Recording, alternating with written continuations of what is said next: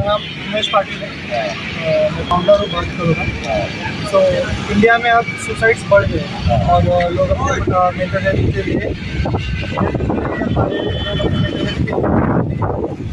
सो मैंने एक इनिशिएटिव लिया है 5,000 kilometers. I'm basically from Maharashtra. So till time I reached 355 kilometers now. We're walking through all the villages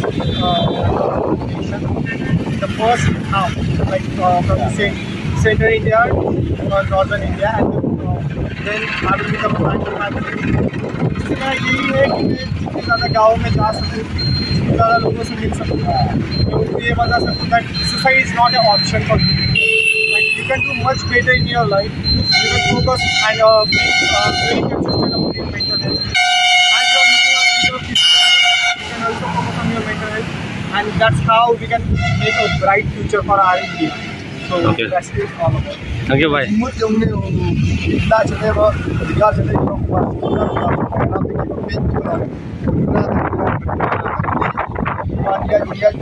Kilometer, 1,000 kilometer, saya tak kilometer ada biar jumpa orang melihat yang stay iya kat India, lihat ban ai kat Indonesia ni, yaram dia tambah beli, atau hidup hilang naik dia pun koi sangat tak thong ni koi hospital banila banira be beduk, dan beduk di bomla be ban sumar ni jom, dan di ko dan di nakli ni long kuat ban yarap coba public koi semua banira ban prakasi ro mele yarap tadi mentir ne karne abadon kado kaji juna prakasi ne par karne bagi sa ai dia katne uliat 1,000 mta baki bru yarap kat ai Indonesia ni yarap nam beduk tiba ko tiba long beduna beduk naying ko kimla ban semar ada uliat ban spa 1,000 kilometer by spa kilometer wada dia already lau kaji ni kalau ban ai bawa yarap ne dole sot ko dengar kok wala dengar ne support dengar ko apa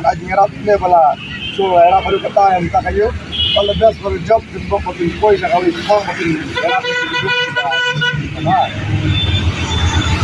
saya share banyak nih video ini ya kali kasih jauh lagi di belakang ne don kendo ke hidup ke semua bangla bandera hidup kalau bangnya ini kesian tangnya 3 kilometer tanpa itu ini hari kasih di dalam hidup semua menyerap itu dunia ini menyerap